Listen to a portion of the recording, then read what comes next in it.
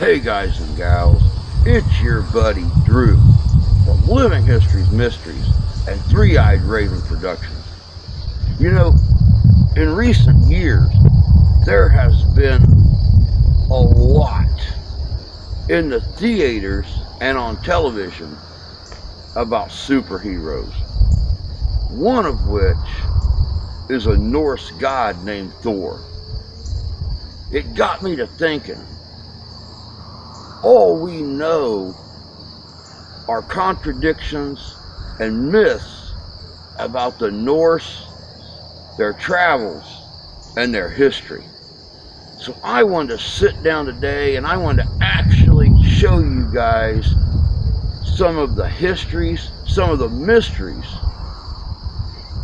some of the legends, and some of the truths about the Norse, how they believed, how they fought, and how they became a race equal to the Roman Empire in the space in Europe that they conquered. Right here on Living Histories Mysteries. Stay tuned.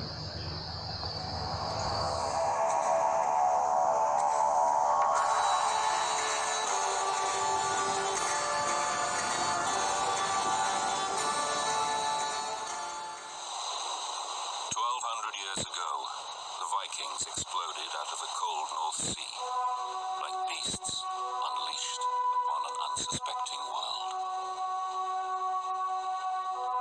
They came from the land of fjords, a land hard to farm, and bitter clan rivalries, modern-day Scandinavia.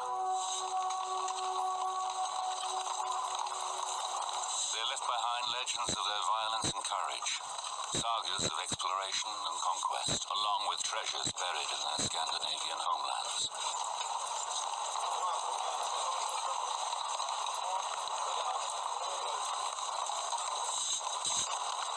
In 1818, Norwegian archaeologists made an extraordinary discovery, opening a window to the past and revealing for the first time how the Vikings truly lived and died.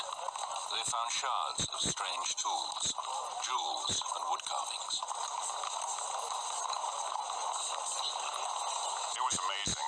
It transformed Vikings from a marauding culture of the North with supposedly horned helmets and swords descending on Europe into a people who had a civilization as complex and as artistic as any in Europe at the time.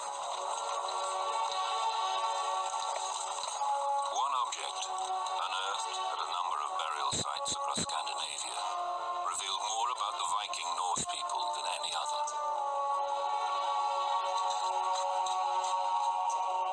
A grave ship, buried as a tomb and filled with the goods its owner needed for his voyage to the afterlife.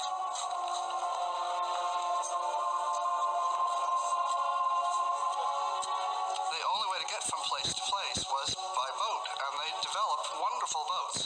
When they first started excavating, they didn't believe that they actually sailed in these wonderful ships. They were wonderfully seaworthy, very handleable, and could, of course, they only drew about 3 inches or something and could go up rivers. One of the wonderful things that the Vikings did oftentimes with their great personages was to bury them in their ships with all the implements, because they felt that they were then going death-brought a journey. All the implements that one might need for life into eternity was put on the ship and then buried. And so it's all very well preserved.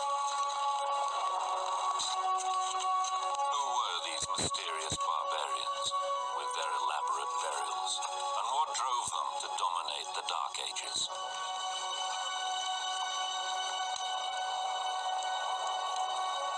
Their story began in the late 700s in the uplands of Norway. We do have some indications of what life was like before the Vikings took to the sea and began their raids. They tend to be a sedentary, agriculturally oriented people who were pretty much organized around villages or clans of some sort, probably familially oriented, although we're not exactly sure about that. But they tended to have chiefs who ruled these little groups, sometimes had war in between them. But the Viking life was very much one of survival. The climate was colder than would have been in the rest of Europe. The weather could be brutal at times. It was probably difficult to stay alive, and that's an important point to make. At the dawn of the Viking Age, the family farm was the basic economic unit of Norse life. As farmers and herdsmen, they planted grains and vegetables during the short growing seasons and relied heavily on livestock. But peace in the Northland was coming to an end. The expanding Viking population needed more fertile farmland, and tensions boiled over. Inevitably, violence flared between the Viking clans. As the stronger attacked the weaker, raiders fell on farmers with axes, swords, and brutal violence. Land feuds erupted with utter lawlessness. Basically, a king was a man who had a big farm, and he had his bonders, his farmers, and his slaves. And whenever he felt like going and attacking somebody else, he just got all his guys together and went off and attacked them. The Vikings would run into the village, grab everything they could, take off again. This is not terribly sophisticated, but very effective.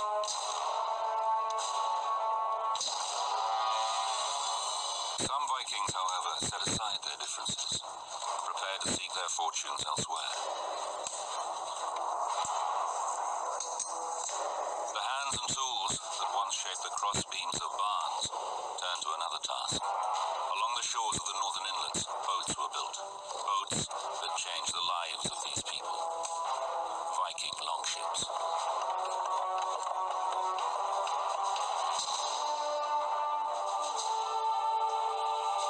These extraordinary vessels, revolutionary in design, took history on a new course and launched an onslaught that dominated Europe and beyond for the next 3 centuries.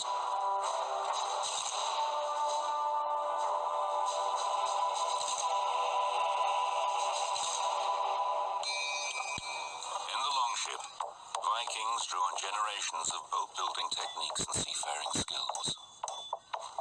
There would have been no Vikings without the Viking ship. And it is that evolution of that technology that allowed them to make such a mark on history. In time, they learned to make boats that were seaworthy enough to travel the North Atlantic. This was really what gave the Vikings their long reach. You could put one of these boats together in maybe a month or 6 weeks. And the design was always exactly the same. And they would make the boat either as broad as they needed for calm waters or as deep as they needed it for open oceans. And if they wanted a boat to go up the rivers of Russia or in Europe, a raiding boat that might go into the heart of the continent, they could make the same style, the same construction technique, but just a small version.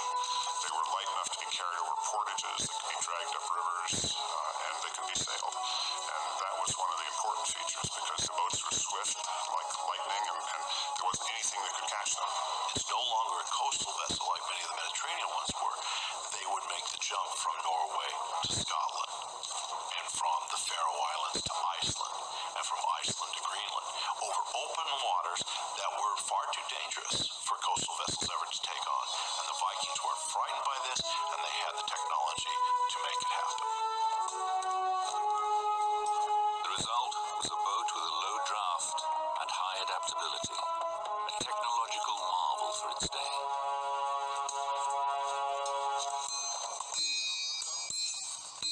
No single king or central government led these people. Each Norse village acted independently. Each declared its own king. The Vikings banded together on this bold mission, leaving women and children behind and taking to the seas. They were after plunder, so they armed themselves accordingly.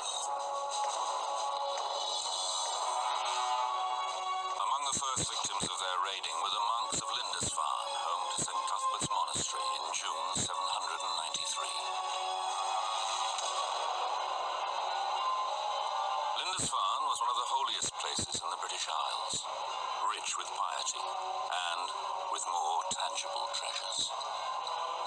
These monks are their bells are ringing, they're going to mass, and up out of the sea come these dragons. And the Vikings came on them just like a storm and cut them down, carried off everything, and burned the place.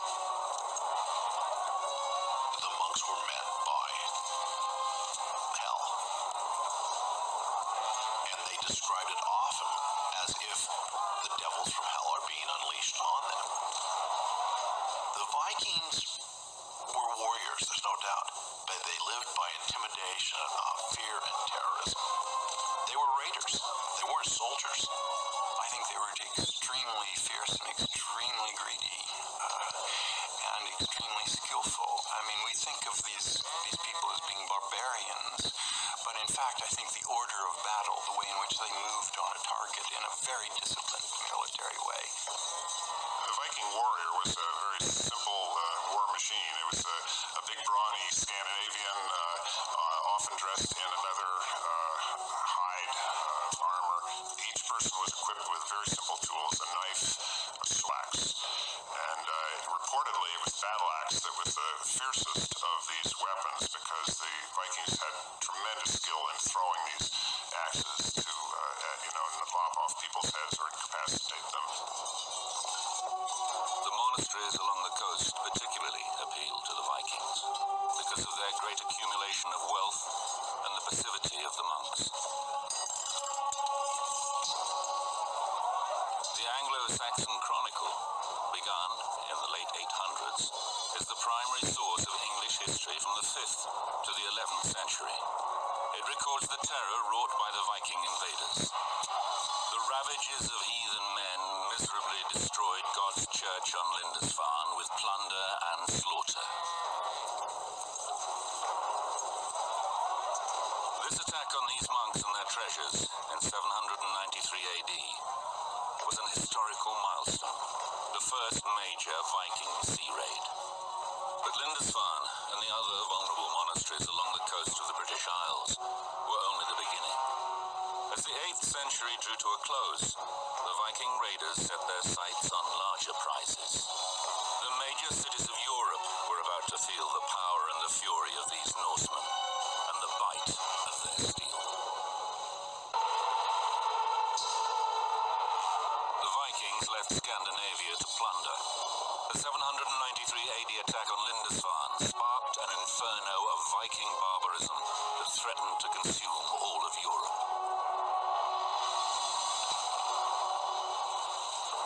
By the middle of the 9th century, only 50 years or so after Lindisfarne, word of Europe's removable wealth had spread.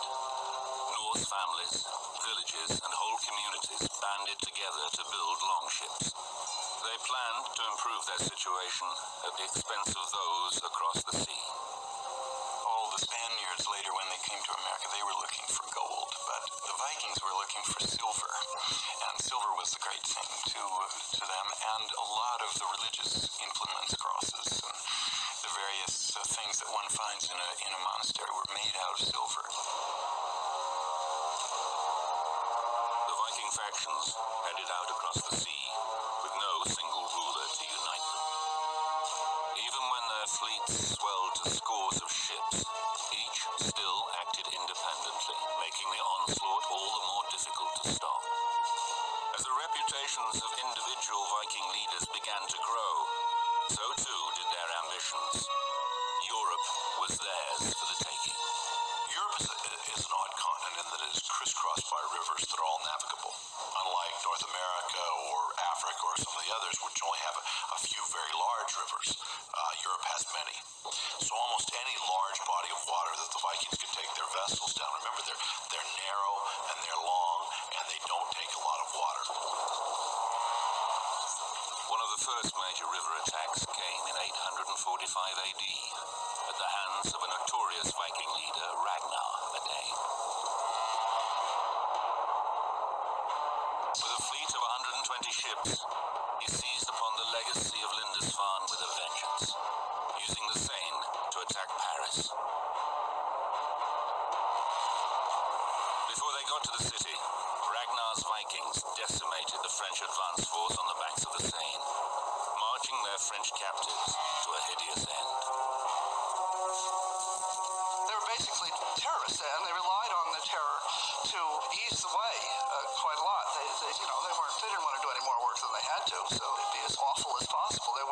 famous Viking who was known as the child lover because he would not throw babies into the air and spit them on his sword as they came down. I mean, these were not nice guys. A local monk, Hermann described the Viking onslaught and devastation that continued for decades along the Seine and Loire rivers. The number of ships grows. The endless stream of Vikings never ceases to increase. Everywhere, the Christians are the victims of massacres, burnings, plunderings. The Vikings conquer all in their path, and nothing resists them. When the large Viking fleet sails down the Seine River and proceeds on Paris, this huge town that is well defended, the king of France, who is residing in Paris, chooses instead of facing them and the possible destruction that could come from facing the Vikings, actually decides to buy them off. The King of France, Charles the Bald, paid Ragnar nearly 6 tons of silver and gold bullion to get the raiders to leave and never come back. It had the opposite effect. As word spread that such loot could be had, that land and goods were everywhere, the pillage of northern Europe continued with a fervor.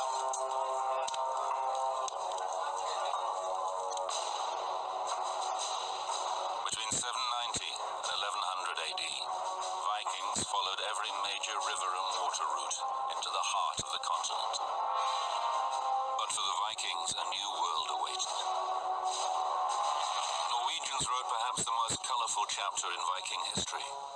As fearless explorers, they colonized Iceland and Greenland as they pushed further west. With this colonization came the story of 2 legendary Norwegian Vikings, Erik the Red and his son Leif Ericson. In the late 900s, Erik became the first to settle this unforgiving land.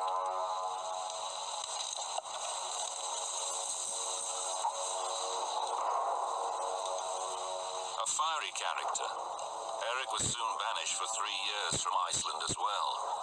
He sailed west and settled on the east coast of Greenland. And so he begins to advertise this land, and he can't very well say, by the way, we only have a little bit of coastline that is at all habitable. So he goes over and says, we've got Greenland. It's covered in green. Some of them undoubtedly come, see what it is really like and go home, but a lot of very strong and stalwart and hardy Vikings stay, and they have a life that is very harsh. The ground wasn't very tillable, but fishing was available, and other meat was available, but it was a harsh land. During Erik the Red's leadership, a Norse agrarian society scratched a living in this distant land. For government, the villages convened at Althing, a kind of public assembly or court of law transplanted from their homelands. Here, free men had the right to speak in their defense and on issues of community concern. From this community of freemen came Erik the Red's son, Leif Ericson. Like his father, he yearned to explore. In the year 1000, he set sail.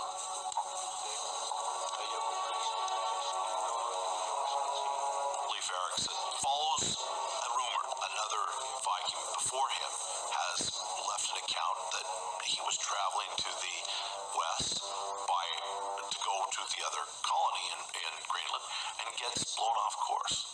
And by the time he has found his direction, he's off the coast of a very green and luscious land. Well, Greenland was not green, nor was it luscious.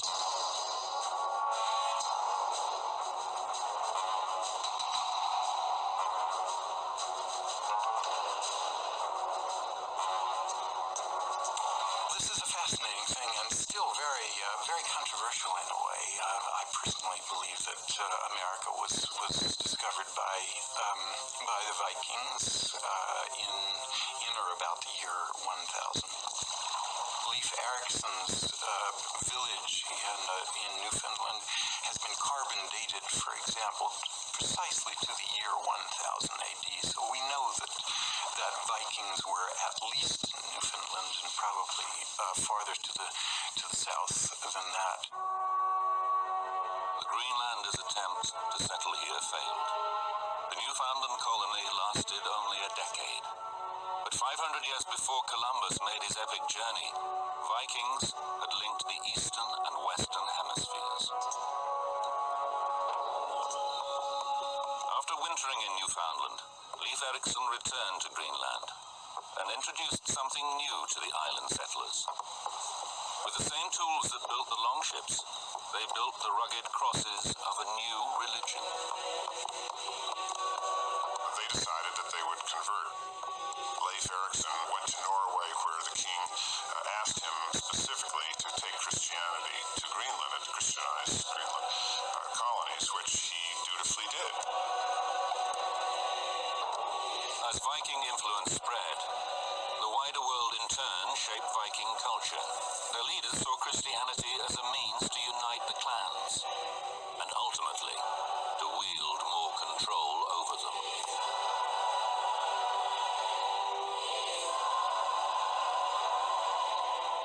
At the dawn of the 11th century, 200 years after the attack at Lindisfarne, the Norse people still had no single king and little sense of solidarity. It was Christianity that presented a reason to unite.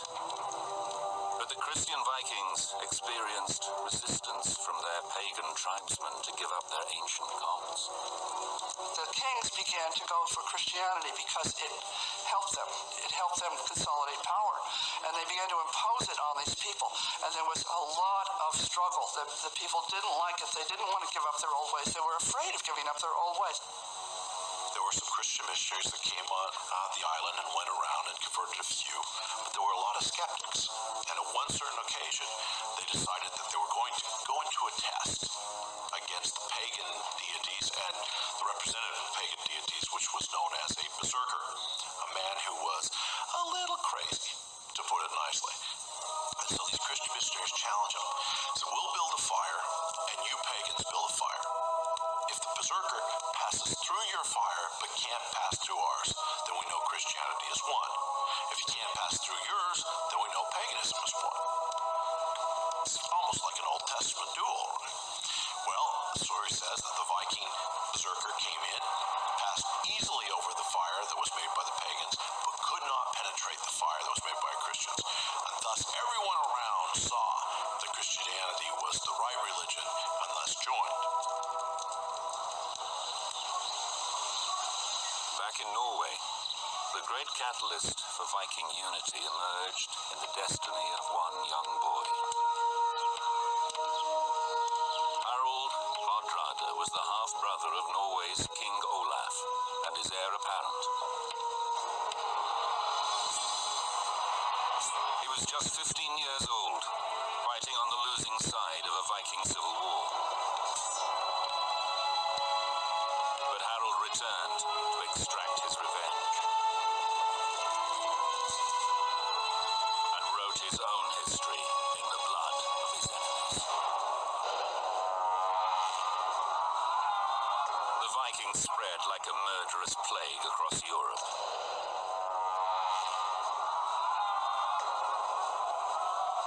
The first to fall were unarmed monasteries, but soon the invaders took terror deeper into the continent. Eventually, the Vikings turned upon themselves. Norway was locked in civil war. In 1030, the Battle of Stiklestad pitted forces loyal to current Danish ruler Knut the Great against Norwegian King Olaf.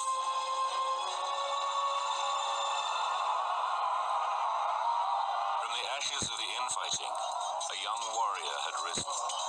Harold Hardrada, King Olaf's half-brother and heir.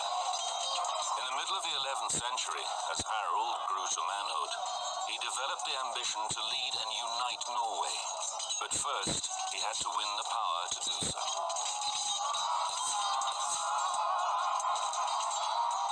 Harold was an interesting character. He begins his Viking regime, if you will,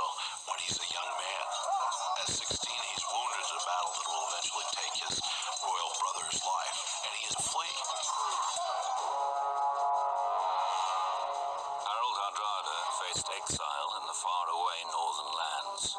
He headed to Sweden, and then eventually to Kiev, a thriving trading city in what is now the Ukraine.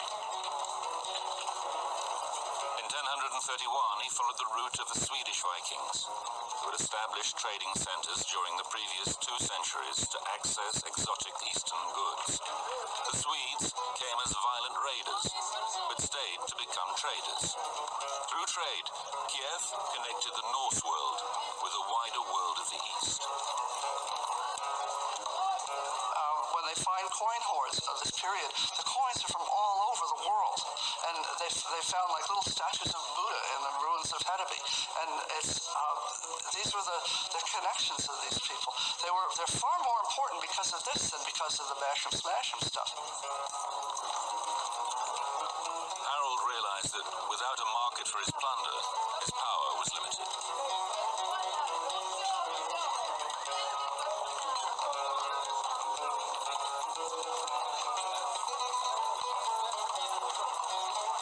The Vikings had lived on trade for hundreds of years.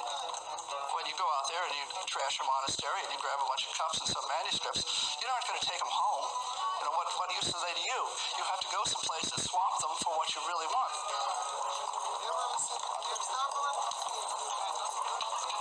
But material goods made up only part of the trading. The Vikings also dealt in men. As slave masters, they traded the men and women captured in their raiding parties. Women died in those days at an appalling rate in childbirth, so you had a constant resupply with women, and they would seize the girls and carry them off and undoubtedly rape them, and then take them to slave pens and sell them off.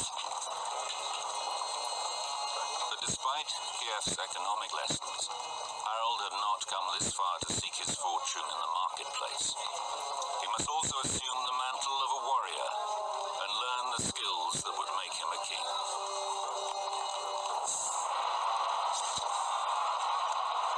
By the year 1038, Harold had grown confident and hungry for plunder, leading an elite force of Viking mercenaries.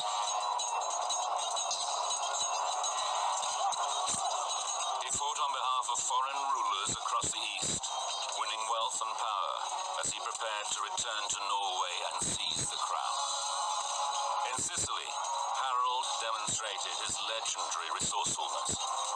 Harold's generalship is characterized not necessarily by great courage, but by great slyness. And this is a major Viking virtue, is that rather than go and just bash people over the head, if you can be sneaky, they prefer that. One of his tactics was they came to a city and they besieged the city, and he had his men capture the little birds that were flying in and out of the city. And with pitch and string, they attached little burning twigs to the backs of the birds and let them go. The birds flew back into the city to their nests in the thatch, and immediately started the city on fire, so they took the city.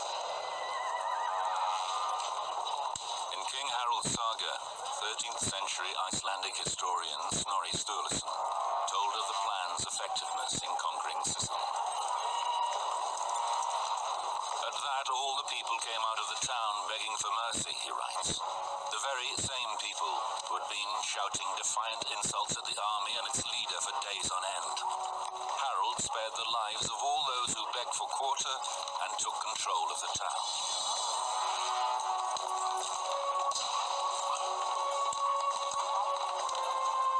After nearly 15 years, the cunning Harold had amassed the reputation and wealth he needed to at last lay rightful claim to his fractured native lands.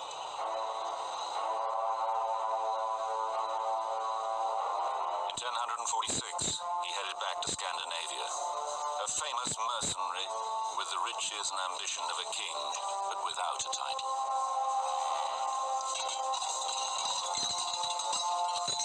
As next in the line for the throne of Norway, he was ready to stake his claim.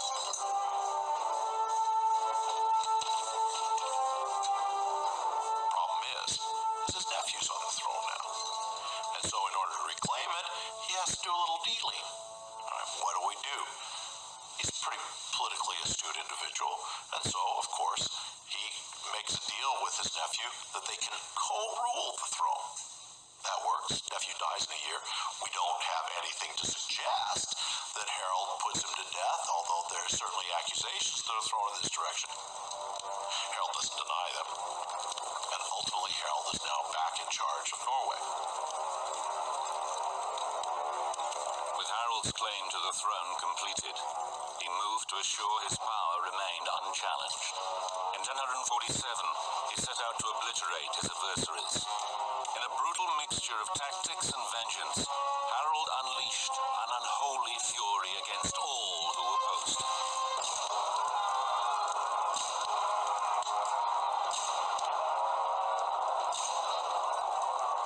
In 1047 AD, after years of gaining power, Harold Hardrada became king of Norway. He ruled the Vikings through sheer force. Harold's men were merciless as they lay waste to the farms and villages of those who opposed him. Their message was simple: submit or die. Across the country, Harold's enemies paid the ultimate price for their disloyalty.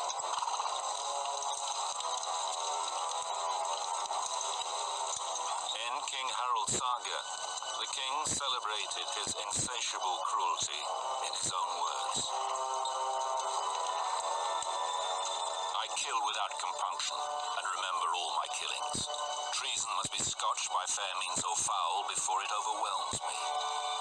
The oak trees of insurrection grow from the acorns of treachery.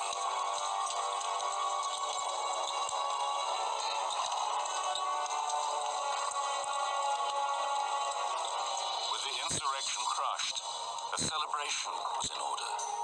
King Harold's faithful supporters filled his longhouse for a lavish celebration. If you had a lot of money, if you had lots of gold, you were a very big he in the Vikings because you gave it away to people. This was how they accumulated their armies. Well, you got to feed these guys, and also you got to be able to lay gold on them because that's what they want. You have to be able to hand them a gold ring when they do something wonderful, or give a skull the gold cup or something. So you have to have a huge amount of treasure, and if you have a huge amount of treasure, then you become an important guy, and which is the whole point of Harold and going through these palace plunders, which was where you accumulated a lot of gold. The Viking lord was a man who attracted men to him by power of personality, and he had to have a reputation for victory, for getting out there, taking you someplace, getting you a big victory, and not getting you killed. So men accumulated at these halls, and they would have huge feasts, and everybody got lots of gold, and everybody drank lots of mead, and then every once in a while they'd all get together and take their swords and go off and kill somebody. But for the most part, it was this great Viking hall thing that was kind of the center of Viking life. In the Great Hall, Viking political deals were made, allegiances forged, and power wielded. It was a very fluid system that allowed Vikings to take advantage of, whatever the situation was, and to move and reformulate. Then it could flip over in an instant if a leader fell or was killed in battle or humiliated or something happened, and somebody else would rise up immediately, often from a totally different direction.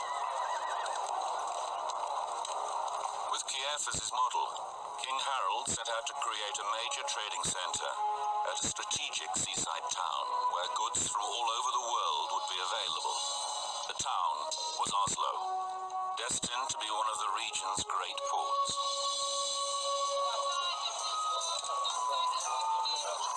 King Harold knew it was trade that would unite the Viking people and bring them the wealth and stability they desired.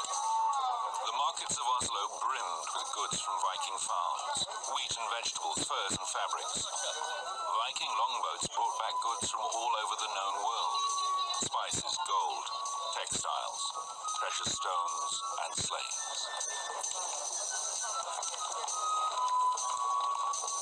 Pottery and glass from Germany were traded, silver jewelry from France, and coins from the faraway Arab lands.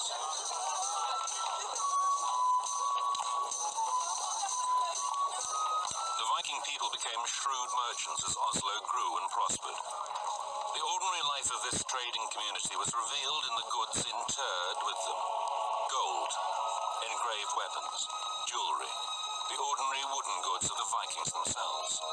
But the development of a major trade center only whet Harold's appetite for greater riches and control. Harold decides a bigger target is in order, and that target is England.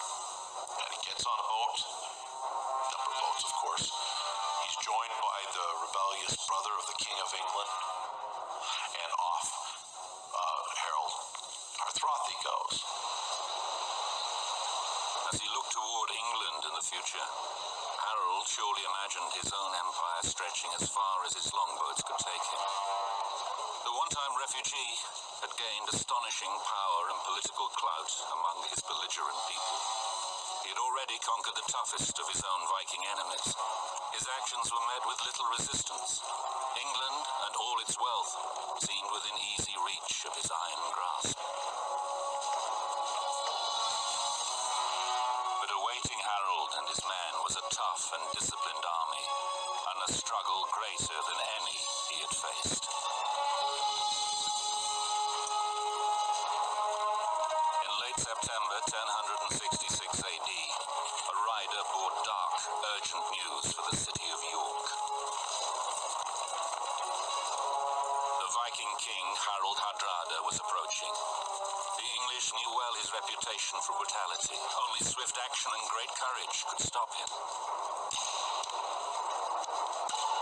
Harold began his conquest on the coast, and after winning a quick succession of violent conflicts, his victory looked all but assured.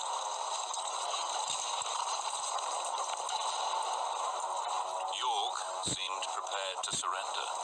Harold and a contingent of his troops headed for Stamford Bridge, some 7 miles from the city. He'd expected York's leaders to pay homage and to present hostages as tribute.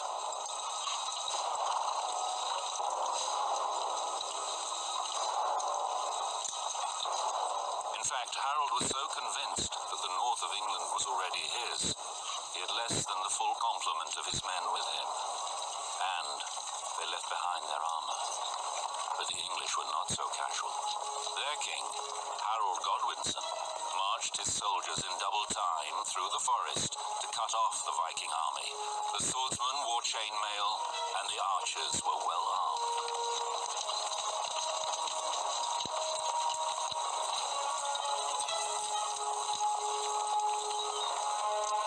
When the English army shows up, at least the sagas tell us, they're completely surprised as they see the armor shining in the sun of the midday, coming closer and closer to them. They don't know who it is. But as it gets closer and closer, they recognize who it is. According to King Harold's saga to the Vikings, it looked like a sheet of ice when the weapons glistened. A fateful decision took Harold. Rather than retreat and wait for the rest of his troops to arrive from the ships, he wanted to fight. At one point, the English pulled back. Harold sensed victory, and his forces broke formation. There's a story. One warrior stood on the bridge and held off all the English. These were tiny, tiny armies, but that's not unheard of in the Middle Ages, where battles with large numbers of armies are not that common.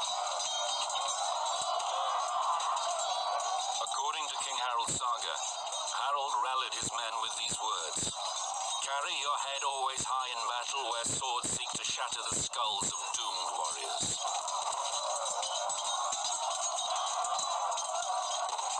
The guy on the bridge held them off. But then once he was jabbed, they were able to get to Harold. With the bridge open, the English soldiers poured down on the lightly armored Viking forces, cutting through them like a scythe. The battle was savage. The Viking used all their skill and courage, but one after another the Vikings fell, their blood soaking into the English soil in an appalling slaughter.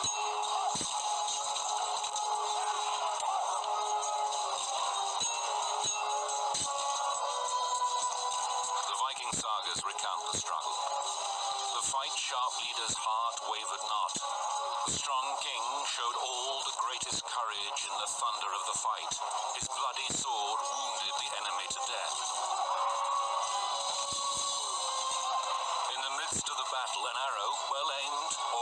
by fate, lodged in the throat of Harold Hardrada.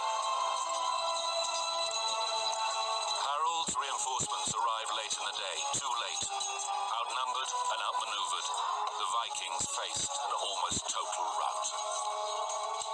By nightfall, the Viking defeat was absolute. Harold Hardrada arrived in England in September 1066 with thousands of soldiers and the grandest ambition, but found only ruin and death.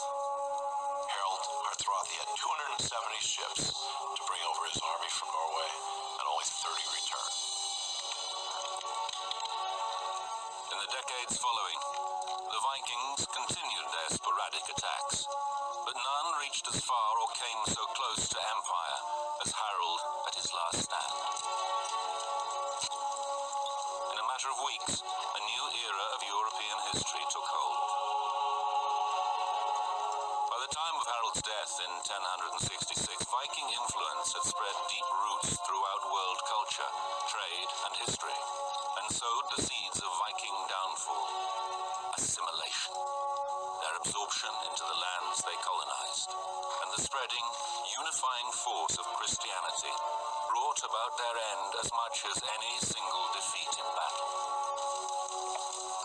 Essentially, Europe's history changes. Russia is now Russia, land of the Vikings. The Rus were Vikings. Normandy is now land of the Normans. The Normans were Vikings. Ultimately, the Normans would conquer England. And so their legacy is extensive in the history of Europe. As warriors, as settlers, as explorers and traders, Vikings were agents of an extraordinary social and political change, spurring global economic growth and the fortification of Europe, along with the development of national identities, advances in shipbuilding and navigation. Their brutal raids gave Vikings an enduring reputation as barbarians, but in their quest for opportunity, for riches and control, the Vikings didn't destroy Western civilization. They enriched it.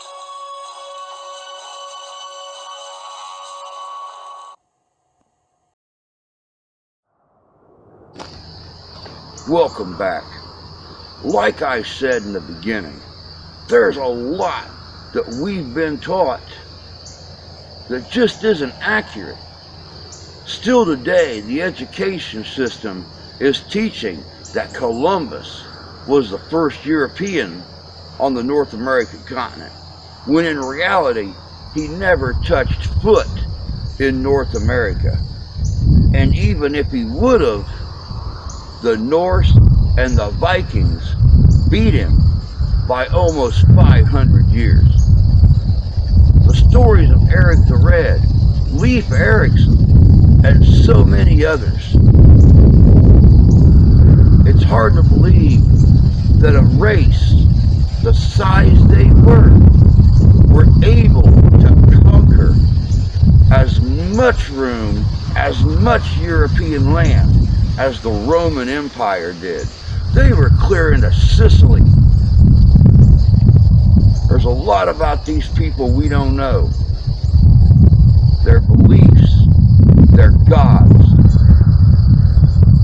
and where they got their power. But at least we know that they are an important part of a lot of our history, including my own, being part Scottish, which means I'm descended from Picts, which means I'm descended from the Vikings. But that's all I've got for you guys today.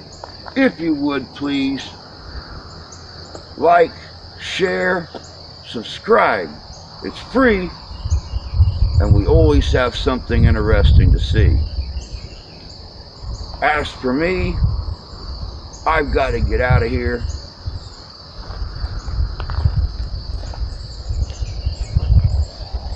So until next time, take care of yourselves.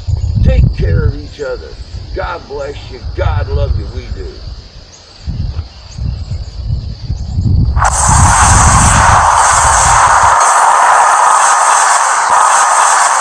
And we'll catch you in history.